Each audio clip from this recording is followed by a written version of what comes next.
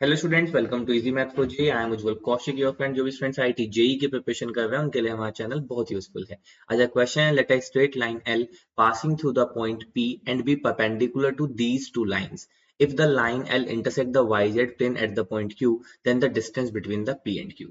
तो चलिए अपने क्वेश्चन को समझते हैं। उससे पहले हम थोड़ा सा कॉन्सेप्ट समझते हैं। कॉन्सेप्ट कहता है कि जब भी हमें इक्वेशन ऑफ लाइन लिखनी होती है, ठीक है, तो हमें दो पॉइंट चाहिए होते हैं। पहला, एक तो पासिंग पॉइंट, जिस पॉइंट से मेरी लाइन पास कर रही है, अगर ये मुझे पता है। एंड दूसरा, डायरेक्शन रेशियोज ऑफ लाइन। अगर मुझे लाइन के डायरेक्शन रेशियोज पता है तो मैं इजीली अपनी लाइन की इक्वेशन लिख सकता हूं। कैसे? जैसे मान लेते हैं पासिंग पॉइंट है x1, y1 और z1 और डायरेक्शन रेशियोज हैं a, b, c। तो यहाँ पे इक्वेशन ऑफ लाइन जो होगी वो क्या होगी? That is x minus x1 upon a is equal to y minus y1 upon b is equal to z minus z1 upon c। ठीक है, अब चलते हैं अपने क्वेश्चन पे। क्वेश्चन में हमें गिवन है, इसको हल्का सा रब करता हूँ। क्वेश्चन में गिवन है straight line L passing through the point P। तो यानी कि जो हमारी लाइन L है उसके लिए मुझे पासिंग पॉइंट गिवन है। चलो, तो मतलब मुझे एक इंफॉर्मेशन गिवन है, तो पासिंग पॉइंट गिवन है P, दैट इज 2, -1 एंड 3, यानी कि हमें x1, y1 और z1 गिवन है। दूसरा, अगर हमें यहाँ से डायरेक्शन रेशियोज और पता लग जाए तो हम इक्वेशन ऑफ लाइन लिख सकते हैं इजीली। तो चलिए अब समझते हैं डायरेक्शन रेशियोज कैसे गिवन है। आगे गिवन है and this line be perpendicular to these two line. ठीक है, तो मान लेते हैं मैं इस लाइन को L1 कह देता हूं, तो मैं यहीं पे लिख देता हूं ये लाइन है मेरी L1 और ये लाइन है मेरी L2। ठीक है, तो यहां से अगर मैं डायरेक्शन रेशियोज ऑफ L1 को NL1 से रिप्रेजेंट करूं तो NL1 क्या है? 2, 1 एंड -2। इसी तरह से NL2 यानी कि मैं direction ratios of line L2 को रिप्रेजेंट कर रहा हूं, तो वो क्या है? That is 1, 3, 4। क्योंकि देखो, आप कार्टेशियन फॉर्म से कंपैरिजन करो तो जो ये हमारे ए बी सी होते हैं यही तो डायरेक्शन रेशियोज होते हैं। तो यहाँ से हमारा 2, 1, -2 ये डायरेक्शन रेशियोज हो गया। यहाँ से 1, 3, 4 ये डायरेक्शन रेशियोज हो गया। अब गिवन था कि जो हमारी लाइन L है that is perpendicular to the line. ठीक है, मैं एक बार फिर से इसको रब कर लेता हूँ। देखो, बहुत इंपॉर्टेंट चीज है यहाँ पे जो गिवन है, that is perpendicular to these two line. तो अब परपेंडिकुलर है तो यानी कि मैं आपको अगर यहाँ पे बताऊं तो अगर मान लेते हैं कोई वेक्टर हमें A गिवन है और कोई वेक्टर B गिवन है, और जो C वेक्टर है that is nothing but A cross product with B। तो हम जानते हैं जो C वेक्टर होता है ये परपेंडिकुलर होता है A के भी, और ये सी वेक्टर जो होता है परपेंडिकुलर होता है बी के भी। अब मुझे डायरेक्शन रेशियोज के लिए ऐसा वेक्टर चाहिए जो परपेंडिकुलर हो NL1 पे भी NL2 पे भी। तो यानी कि अगर मैं उसको NL से रिप्रेजेंट करूं so that is nothing but NL1 का क्रॉस प्रोडक्ट विद NL2। ठीक है, क्योंकि हम जानते हैं ये जो वेक्टर आता है क्रॉस प्रोडक्ट करके C, that is perpendicular to A as well as perpendicular to B। तो बस यहां से हम N ऑफ L निकाल लेते हैं, तो ये क्या आ जाएगा? I J K। तो ये आ जाएगा 2, 1, -2, ऐसे जाएगा 1, 3, 4।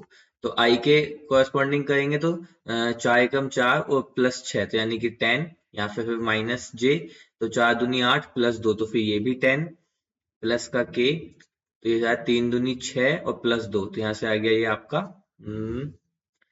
सॉरी 3 दूनी 6 -1, तो यहाँ से आ गया 5। ठीक है, तो यहाँ से ये आ गया 10i -10j +5k। ठीक है, चाहो तो आप ऐसे भी सकते हो, चाहो तो आप 5 कॉमन ले लो, तो ये 5 कॉमन लेने पे क्या हो जाएगा? 2i, this is nothing but 2i -2j plus का k। ठीक है, अब देखो ये जो वेक्टर आया ये परपेंडिकुलर था इसके भी और इसके भी, तो यानी कि यही तो वेक्टर होगा जो मेरे लिए क्या डायरेक्शन रेशियोज ऑफ L का काम करेगा। ठीक है, यही तो वेक्टर था ना, तो यही क्या होगा? मुझे डायरेक्शन रेशियोज लेने हैं तो इसके पैरेलल में कोई भी वेक्टर ले सकता हूं, तो मैं पैरेलल वेक्टर लेके मैं एग्जैक्ट यही वेक्टर ले आऊं। तो यानी कि जो मेरा यहाँ से वेक्टर आ गया, डायरेक्शन रेशियोज ऑफ लाइन आ गए, वो क्या आ गए? 2, -2 और 1।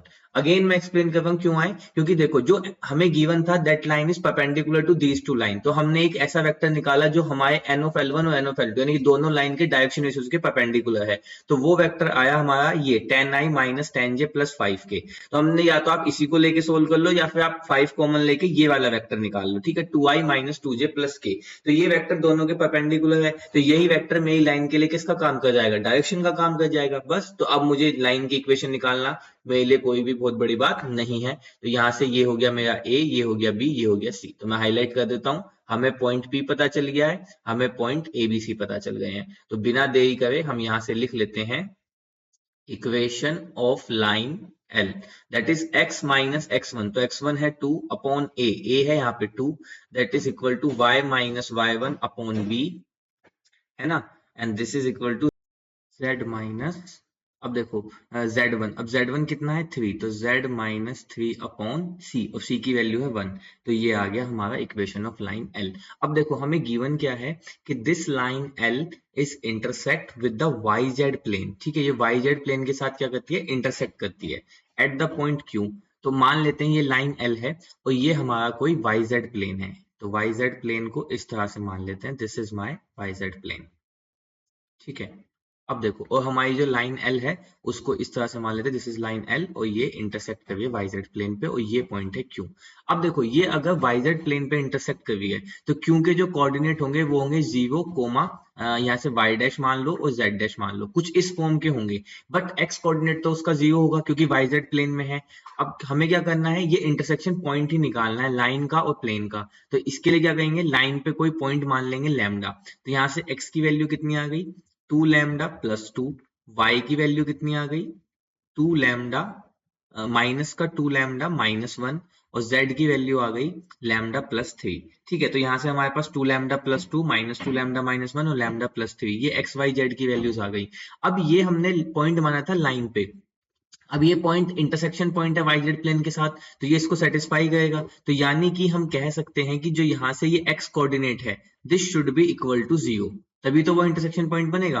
तो लैम्डा की वैल्यू यहाँ से कितनी आ गई -1, अब लैम्डा की वैल्यू -1 आ गई तो y की वैल्यू निकाल सकते हैं, तो y की वैल्यू आ जाएगी आपका 3 - 1, तो सॉरी 2 - 1, तो यहाँ से y की वैल्यू आ गई 1, ठीक है। और z की वैल्यू कितनी आ गई, यानी कि y डैश कह सकते हैं हम, चलिए अभी कोई बात नहीं उसको बाद में लिख लेंगे। z की वैल्यू कितनी आ गई -1 प्लस 3, तो ये वैल्यू आ गई 2, तो यानी कि जो पॉइंट ऑफ इंटरसेक्शन है वो क्या है 0, 1, 2, और यही पॉइंट है मेरा Q, ठीक है। और P पॉइंट क्या था 2, 1, -3, तो चलिए यहाँ पे लिख लेते हैं P पॉइंट को, लिख लेते हैं 2, -1, 3, और यहाँ पे Q पॉइंट लिख लेते हैं 0, 1 और 2, और हमें क्या निकालना है P और Q के बीच का डिस्टेंस निकालना है, तो लगा देते हैं डिस्टेंस फॉर्मूला, तो √2 - 0 का स्क्वायर 4, -1 - 1 का स्क्वायर 4, 3 - 2 1 का स्क्वायर 1, तो आ गया √9 यानी कि 3, डिस्टेंस कभी भी नेगेटिव में नहीं होता, तो यहाँ से हमारे जो PQ की डिस्टेंस आ गई that is 3, so 3 is our right answer, option 3। So I hope you are able to understand the video. If you still have any doubt, you can ask to me into the comment box. Thank you very much. Please subscribe the channel. Be happy.